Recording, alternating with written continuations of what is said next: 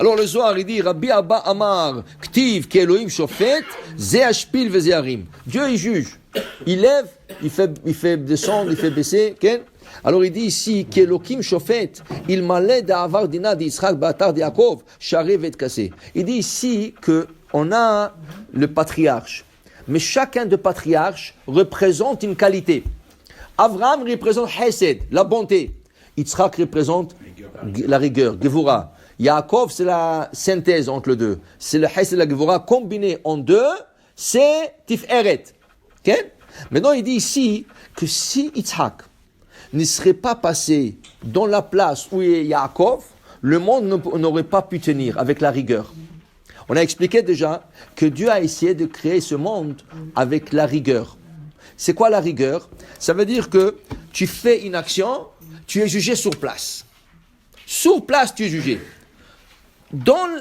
En créant le monde, en faisant la création, Hachem a vu qu'il est impossible que le monde tiendra sur ce niveau. Personne ne peut tenir sur ce niveau, sauf le grand tzadikim.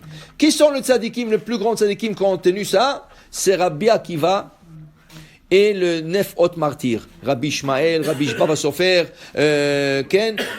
tous ceux tzadikim, ceux-là qui ont tenu, ils ont pu tenir sur la pensée initiale. C'est comme ça que Chachamim nous explique. Quand Moshe est monté à Sinaï, et Hachem lui a dit, tiens, je vais te montrer toute la génération de Bereshit jusqu'à la fin de temps. Quand il est arrivé à la génération de Rabbi Akiva, il a vu Rabbi Akiva, qu'est-ce qu'il a fait dans sa vie, mais il a vu la fin de Rabbi Akiva. Qu'est-ce qu'il a vu la fin de Rabbi Akiva? Vous savez que les Romains l'ont peigné avec des peignes en fer. Okay? Après, ils l'ont coupé et ils ont vendu sa viande, sa chair, dans le marché. Okay? Mon cher Rabbeinu, on ne pouvait pas le voir. Il dit, je ne crois pas. Qu'est-ce que c'est ça? Qu'est-ce qu'Hachem lui dit? Shtok. Ne dis rien. Kachalta b'machshava. C'est comme ça que j'ai pensé créer le monde. C'est pour ça que j'ai pensé. Dis le commentaire, mais c'est comme ça que j'ai pensé.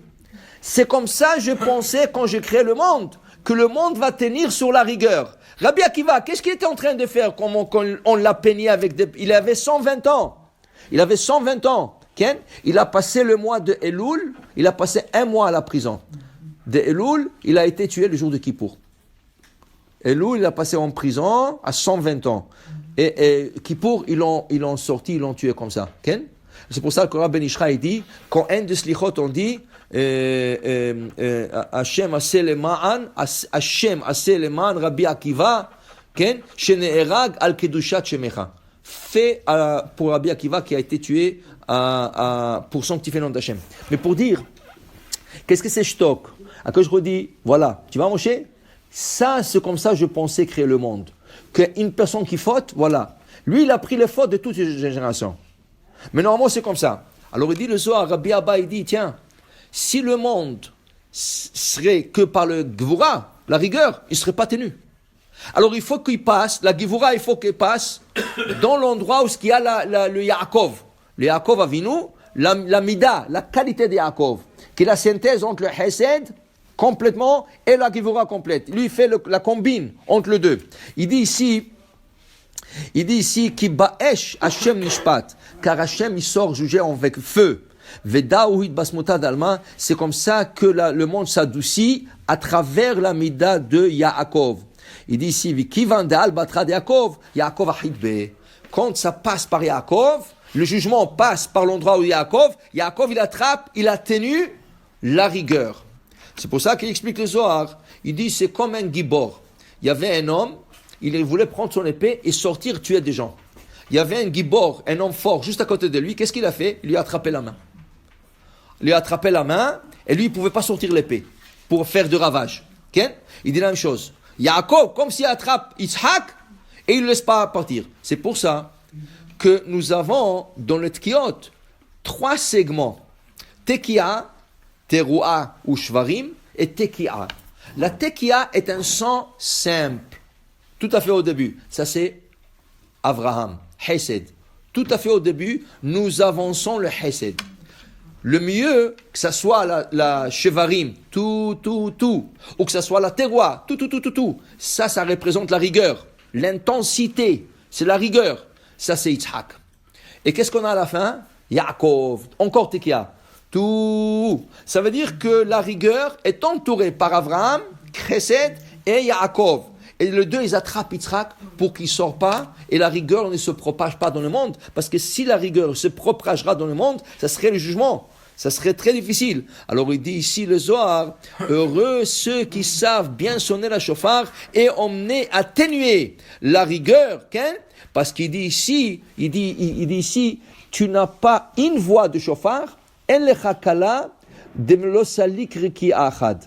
Chaque voix, chaque son de shofar monte sur un ciel.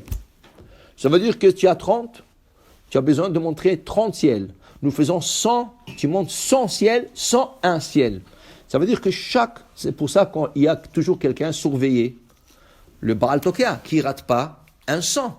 Chaque 100, il monte sur un niveau. Okay? Chaque 100, c'est important comment il le fait pour qu'il fasse son effet. La Tekia, il faut une certaine longueur. Le 3, le Shvarim, certaine longueur. La Tekia, dernière. Tout ça, c'est tellement important. Nous ne comprenons pas, mais c'est tellement important. C'est comme ça tu t'adresses à Hachem, le jour de Rosh Hashanah. Tout ce que tu n'as pas pu dire, le shofar dit pour toi. Des fois, on ne sait pas comment s'adresser à Hachem. On ne sait pas quoi prier, on ne sait pas comment dire. Okay? Tu fais le shofar, et le shofar, c'est lui qui fait rentrer les prières, et c'est lui qui fait tout ce qu'il a fait faire. Alors, il faut que le Baal Tokea soit un homme très respectueux, un homme très chacham, pour savoir comment le faire. Baruch Adonai Le'olam. Amen ve Amen.